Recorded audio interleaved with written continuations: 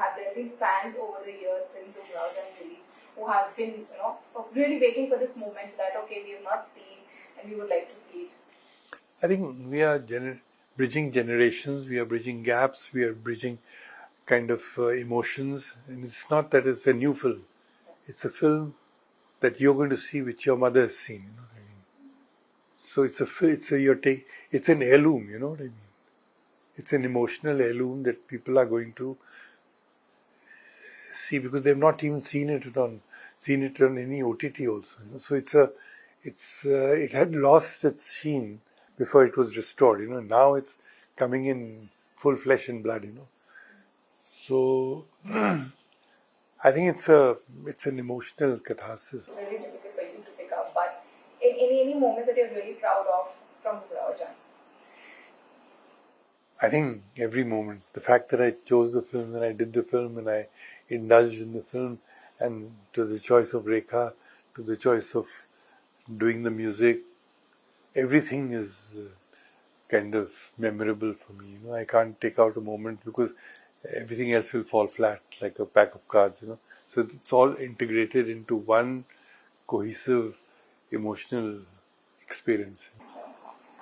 So if you could tell us, when was the first time you read Mirza Saab's book, and was it someone who recommended you, or how did you happen to read that book? See, Mirza Ruswa's book was in the air. You know, when I was growing up, when I was studying, Ruswa's book was a kind of a textbook. So everybody knew Ruswa's book, Umrao Jaan. It's not that it was a unknown, untouched zone, you know. So, but I came to it in a very different way. My challenge was to present Awadh like never before. My challenge was to present Awadh the way Ray was presenting his Bengal, you know what I mean? And there was nobody to present Awadh in that sense. And people from Awadh were entering Awadh into the Bollywood fold, and they would get lost and drowned in it. So I wanted to be different from them, to present a kind of a truthful slice of reality that to me was Awadh, my Awadh. So when when you translate a book to a cinematic experience, what are the things that you were very sure that this is what I want to bring from the book, and these are the things that probably I'll add from my own? I mean, it will have some my touch and my voice as a filmmaker. See, it had to be my experience. It had to be what I lived through. It had to be what the walls have spoken to me. It had to be what clothes meant to me. It had to be what feelings and festivals and art meant to me. And I had to find parallels between the book and my own experience of Lucknow and the culture of Lucknow, the ethos of Lucknow, and also my own understanding and discovery of this character called Umrao Jaan. So Rekha ma'am had played the role of a courtesan in Subha and in Mukaddar Ka Sikandar, if I'm not wrong. Did you happen to see those movies? Did those movies had an influence on you somewhere to cast her in this role, or what was the idea behind casting? No, I didn't see those movies. I mean, they were big films, but I didn't see them. I just think I saw that song, that Salame Ishqala.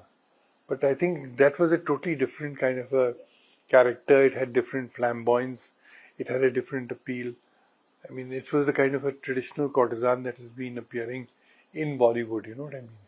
Here I wanted people to look at her as a human being, as a person from Awadh, as vulnerable as a village from a qasbah, I mean, a girl from a qasbah, and a village which is a refined village, kind of a, not, I wouldn't say a village, but it's really the culture of Faizabad, which was the once capital of Lucknow. You know?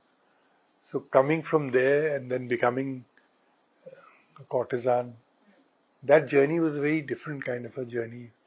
It was a very sensitive and a sensual journey and full of expectations and disillusionments. So all that I think came across the characterization. It's very different from what I think was prevalent in Bollywood. So the kind of work Rekha ma'am had done before this, and this was completely different. And she had also said that Umrao Jaan has been a turning point in her career. Tell me, what was the brief that you had given her? Was there any particular kind of prep that she needed to do for the role? Well, I just wanted her to drown herself in the character. All the work that was being done was really culminating in what she has to become and be. Like all the dialogues and the poetry and the clothes and the music and the bhav and the ada, all that was being prepared on one level, and her immersing herself into the character were on another level, So, and the kind of influences that she would like to be exposed to, I was not directing her like a normal conventional director. I was organically getting her into a state of method acting, getting into the role and disturbing her as little as possible to bring the best out of her responses and nuances that she could present with her acting capabilities. So it was a very kind of a intense, remote kind of way of directing her, which actually you can see through. It's not that it's not any rocket science, but you can see through, because people tend to overpower a character, you know what I mean, from outside, and they don't let the character emerge. They don't let the character be born in its true sense from the womb of the artist, which happens here. I would like to come back to the topic of casting. In sense about the men, the three men that were they your first choices? Farooq is someone who you've worked with also in other two movies, apart from Umrao Jaan, and Raj Professor. Yeah. They were all my first choices. They couldn't be any better, I didn't want anybody to overpower her. I wanted the relationships to be very gentle, natural, as it would have been in those days in the life of a person like that. So these were not overpowering performers, they were very understated kind of method actors. They brought out the character in its true sense. Music of Umrao Jaan has been something which really music lovers still enjoy, and they keep listening to those songs. If I have to ask you personally, the two iconic songs, Kya Hai and In Aankhon Ki Masti, how did these two songs come about? The story behind them, if you could share something. Well, I mean, you have to see the whole trajectory of poetry in her life as an evolution of a character, from optimism to disillusionment to total kind of abandonment. Ye kya jagah hai doston. So that graph had to be created between her first coming on before the audience